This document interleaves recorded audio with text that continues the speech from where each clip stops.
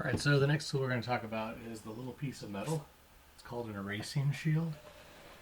And an erasing shield, well, a shield protects things, right? So if we were knights wearing armor, the shield would protect our body from damage.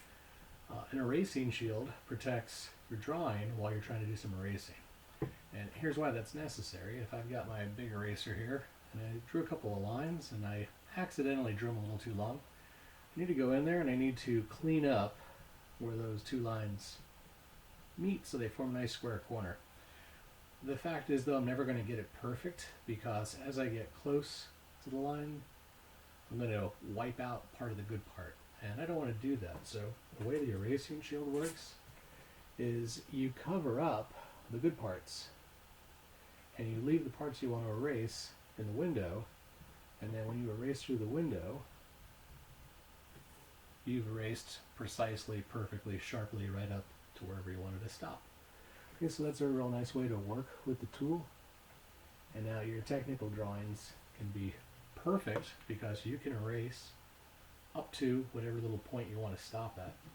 And it's a perfect intersection. Okay, so that's what the erasing shield is for. There's a bunch of little different shapes stamped into it, depending on what you're trying to erase and how much area you need, or if you're working with a curve, like that one. The thing about erasing on technical drawings is you want to use the right tool also. So you have a good eraser in your toolkit. You don't want to use this thing. You don't want to use one of these pink pearl erasers because they destroy the paper. They leave pink marks all over it. Sometimes if the pencil is old, they're about as soft as a steel drill bit, and they will drill a hole right through the paper while you're erasing and destroy your paper. So make sure you're using a decent eraser.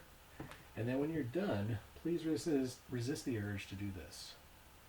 Resist the urge to take your hand and brush off the eraser crumbs. See, what happens is our hands are oily.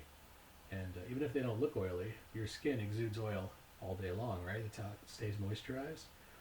Well, that oil attracts dust and dirt. And then, heck, if you just got out of lunch, you might have some hot Cheeto debris on there. Who knows what we got on our hands, right? So the point is, you don't want to touch the paper.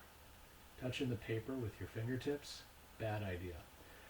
You'll smear whatever's on the paper, and whatever oil and dust and hot Cheeto dust is on your fingers, that's going to go on the drawing too. So rather than brushing it off manually, we're going to use our next tool, which is a dusting brush.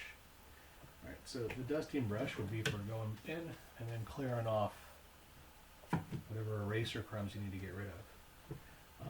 I would avoid using the dusting brush to clean your desk, clean the house, clean the floor, clean off the back deck of your car. You don't want to get this thing dirty. You want this thing to stay nice and clean, because the only time you should use it is when you are cleaning up your perfectly clean drawing. So that's the erasing shield and the dusting brush.